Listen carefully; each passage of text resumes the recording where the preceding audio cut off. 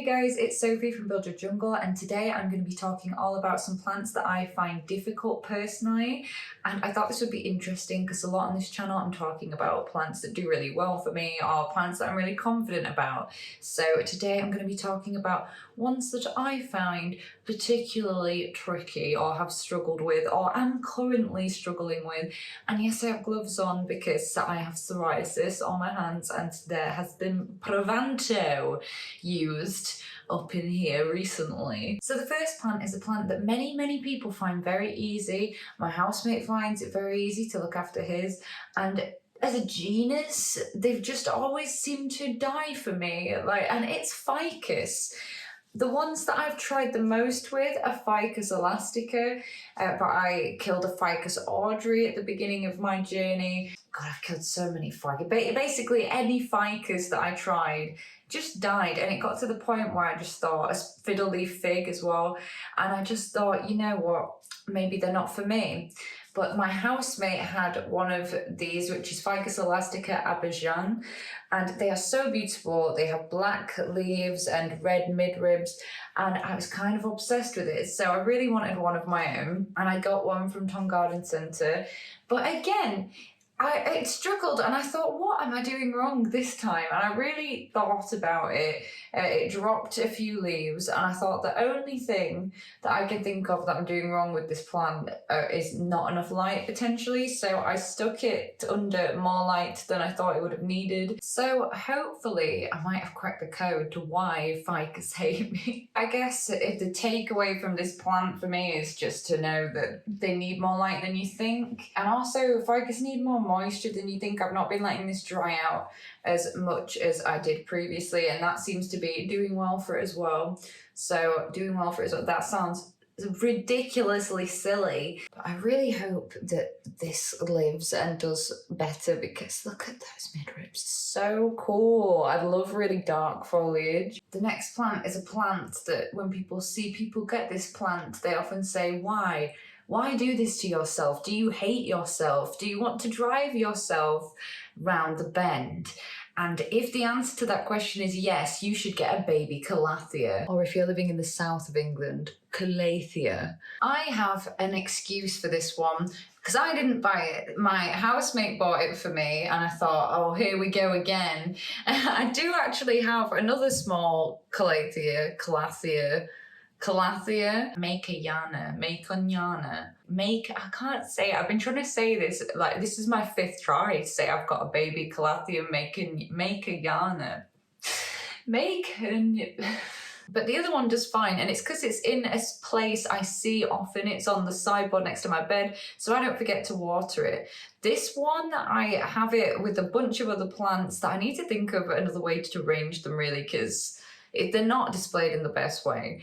I have like a clump of plants in the corner on this table together. This one lives there, but I put it behind a taller plant so that it would get more light than the other one, but it blocks my view of it. I constantly forget about it and it dries out. Like, there's a new leaf that was coming there that dried out.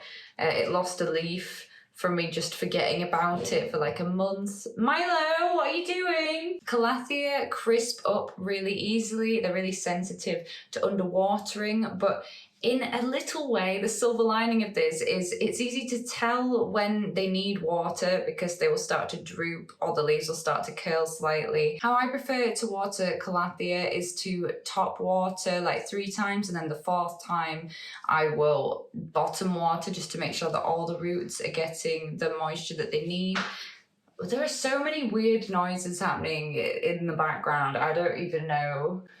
And I just have this in a normal mix with some perlite, and also I think a bit of sphagnum moss to help retain the moisture, which is a good idea because I chronically underwater you. Also, now the fridge is making a noise. Like, please, fridge. You can't have these anywhere near radiators in the UK. Like, do not do it to yourself. It will be crispy, so crispy. It'll be crisp city.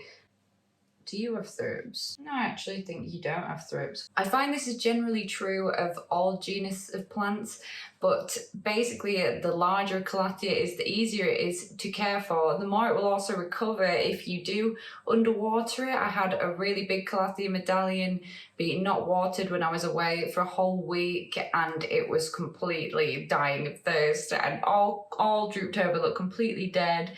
My housemate said there's no way that'll come back, and I watered it and it did come back. It lost some leaves, but it did come back, and I was very impressed. So plants can be very forgiving, like this one has of me actually, because I'm surprised. I expected you to be dead this morning. I'm not kidding. They also enjoy higher humidity. It lives in a place that ranges from like 60 to 80% humidity. It probably could do with a little bit more, but I had to prioritize which things were going to go in the prime positions, like in my indoor greenhouse and stuff, and the calathea was just not on the radar for that. I'm really sorry.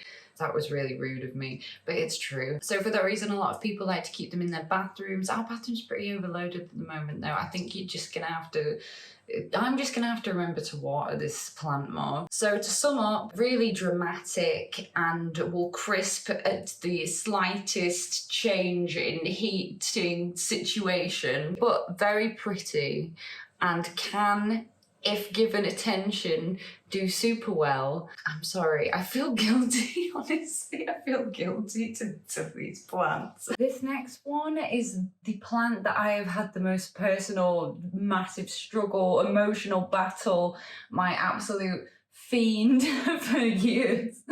It is Philodendron Florida Ghost, which is now looking very, very beautiful, but did have to be treated again for thrips. I have, just in the greenhouse, I noticed on my Anthurium grey soil, just some really tiny early stage thrips, and I thought, right, these are the eggs from the last thrips. If I get them all this time, I'm hoping that has nipped it in the bud, because they're not old enough to be laying eggs yet. I haven't seen any thrips on this plant. The original thrip infestation did kill off one of the big, beautiful new leaves in this, but it's since put out another one and it's got a new one on the way anyway. The issue that I had with this is not only was it very slow to get going, but it also just had rotted so many times. It's very prone to root rot. And finally, I feel like now it's happy in this substrate. It does need repotting though, and it's actually doing what I want it to do. I think the issue was that I've had a lot of people say to me that this plant rotted for them, and other people saying it's prone to rot. So I know that it can't just be a care issue, because it was a little bit a care issue with this being sold to me in semi-hydro. It was sold to me in leca, which I did not at the time understand how to properly use, which I felt like led to it potentially having rot. I tried to grow it back loads of times and it kept growing back a bit and then it'd rot again, and then I'd have to take a clipping off the top and then start again. And when I finally grew a nice root system in a good chunky mix that was actually the right mix for a philodendron, then it started to do really well for me. Yes, it's been a long battle and I've been waiting for you for a very long time to start looking good, but I think that she's ready for a pole now. We've got some good aerial roots going and I'll be putting her on a pole soon. One thing that I just adore about this plant is the different types of leaves that you get.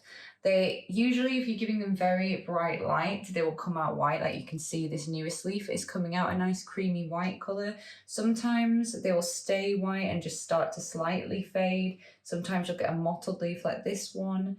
Sometimes you actually do randomly get a leaf that just stays white the whole time. You get these in-between kind of minty ones and it's so amazing. And it's kind of the excitement of not knowing what you're going to get next. The name obviously comes from the kind of, this looks like the shape of a ghost, if you can see what I mean, if you can visualise Mr. Spooky Philodendron Ghost. So if anyone else has struggled with Philodendron Florida Ghost, I just really recommend, apparently, no, I just really recommend really bright light, brighter than you think. This is directly under a grow light, because otherwise they can start to revert to all green leaves, which you obviously don't want, because that's just a Philodendron Florida green, basically. And also, I would recommend not growing these in semi-hydro. I've seen a lot of people have issues with other variegated plants having problems with rotting, being prone to rotting, especially with Monstera Thai Constellation and Monstera albo as well.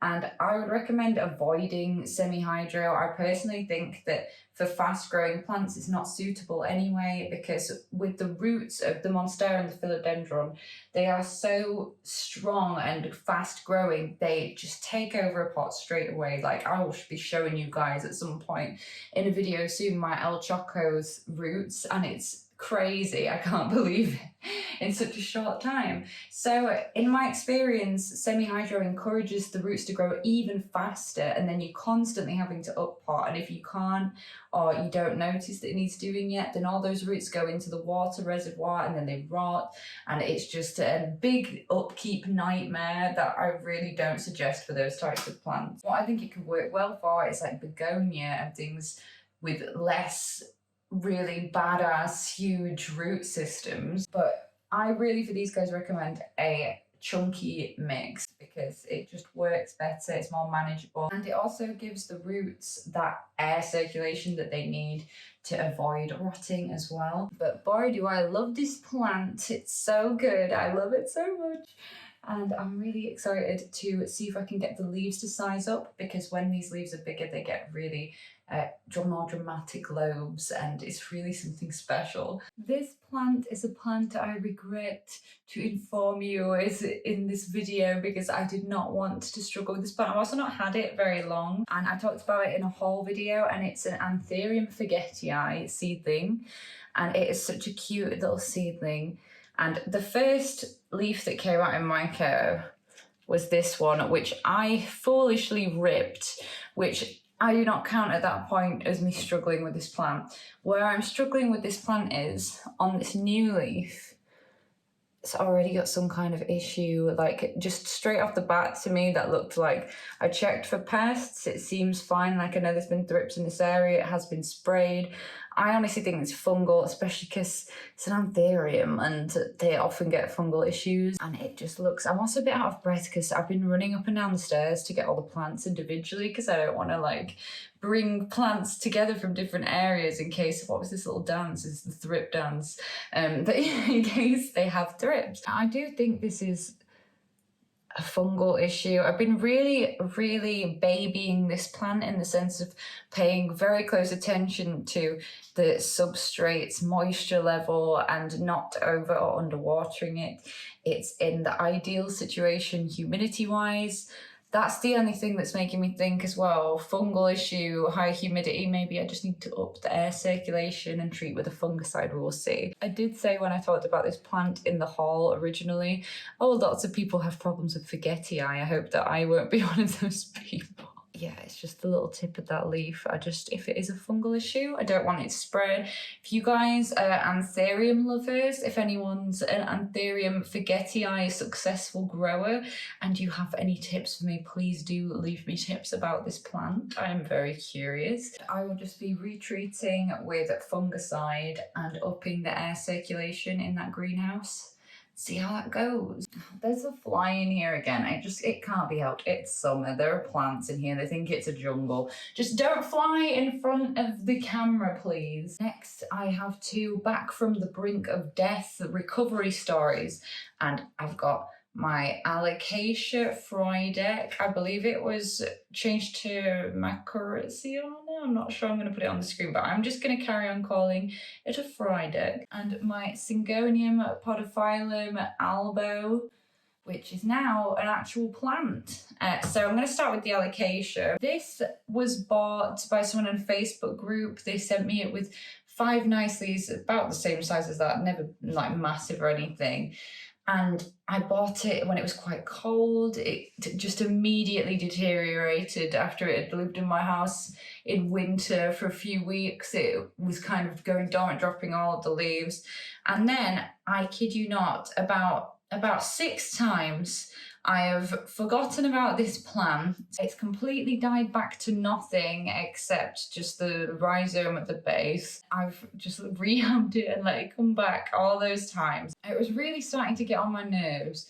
So I looked at the situation it was in, and I've always had issues with alocasia. I've killed other alocasia that I've had before. It sounds really ominous when you say you've killed a plant. I have unalived many alocasia that I tried to own. After it had died for the millionth time, I thought, right, I really want to change this plant situation, pay proper attention to it, and think, what can I do that could improve this?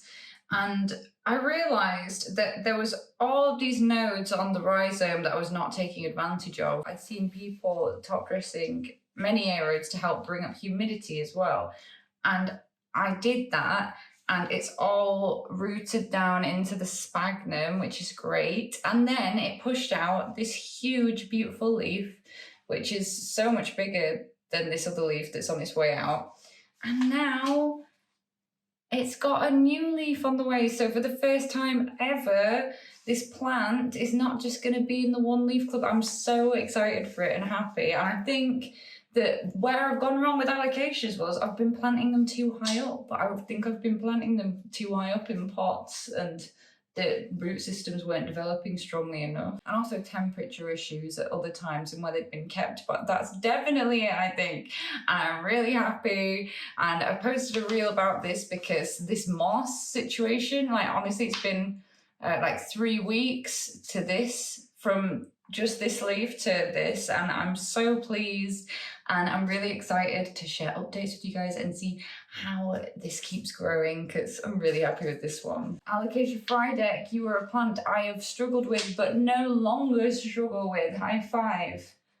Yes. So this Syngonium albo was, can you believe it, one of the first plant cuttings I got, because I got a Philodendron verrucosum, I got 2 Philodendron Florida green cuttings that since succumbed to thrips, and I got a Syngonium albo cutting, and this cutting was from Jade from Artful Plants. And this was before I had any kind of proper setup in my bedroom. I think I'd got like 7 plants or something, and I just put it was a 1-leaf clipping, and I just put it in water, and it was in water for months and months and months, and it wasn't rotting, but no roots were growing, and I just couldn't understand why. But the leaf was not deteriorating. So eventually I ended up getting my indoor greenhouse, and then I moved it into there, and still at points I had to cut off bits of the stem that was rotting, but still just for like another 6 months nothing happened, and I couldn't believe it. And I thought,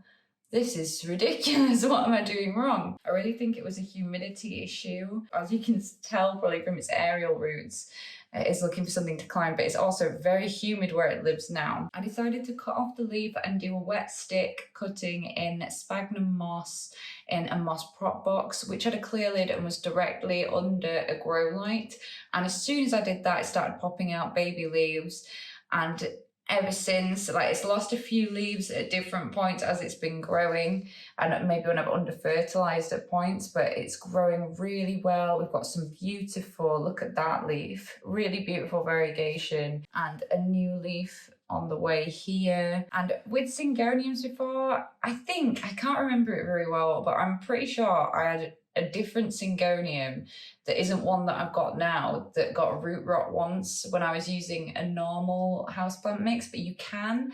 But I do prefer to use chunky mix still, like the Monstera and Philodendron mix for the Syngoniums as well, just because it's really humid in my room, and these are in the greenhouse, so it's really humid in there. So yes, 2 plants I've struggled with but no longer struggle with. Hooray! I hope that you guys have enjoyed hearing me talk about some plants that I struggle with. I'd love to know in the comments down below, what are some plants that you guys struggle with? Also, so sorry if you were expecting a video from me last Friday and I didn't post one. I was super busy doing lots of market stuff for our business, Build Your Jungle, where we sell illustrated planty and animal products inspired by nature, and you can check it out over on our website if you like. It's buildyourjungle.com. But I'm back now, and weekly long form content will resume on Fridays, and shorts are still here every day that I am able to post them. I also post all kinds of content on Instagram. There's loads of stuff on there, educational stuff,